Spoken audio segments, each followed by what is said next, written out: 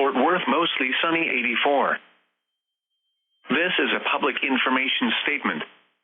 Beginning Thursday, September 8, 2022, the KDFX Laughlin Air Force Base / Del Rio WSR-88D radar operated by the NOAA National Weather Service in New Braunfels, Texas will be down for approximately 7 days for the replacement of the generator, fuel tanks, and accompanying components.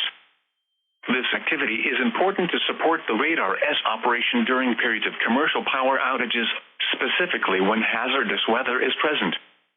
This generator update is one of 5 major projects of the NEXRAD Service Life Extension Program, a series of upgrades and replacements that will keep our nation's radars viable into the 2030s.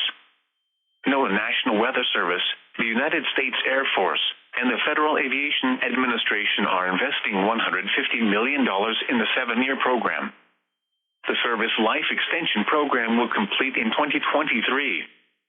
During the downtime, adjacent radars include KDFX New Braunfels and KSJT San Angelo. For direct access to any of these surrounding radar sites, go to the following webpage, https://weather.gov.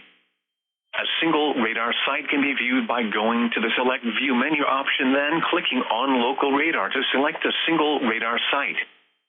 For a radar mosaic loop, https://weather.gov. The KDFX WSR-88D is part of a network of 159 operational radars. The Radar Operations Center in Norman, Oklahoma, provides life cycle management and support for all WSR-88DS. Total sites completed to date, 102 of 150. The National Weather Service in New Braunfels, Texas can be found on social media at https://www.facebook.com/San Antonio/ and https://twitter.com/San Antonio.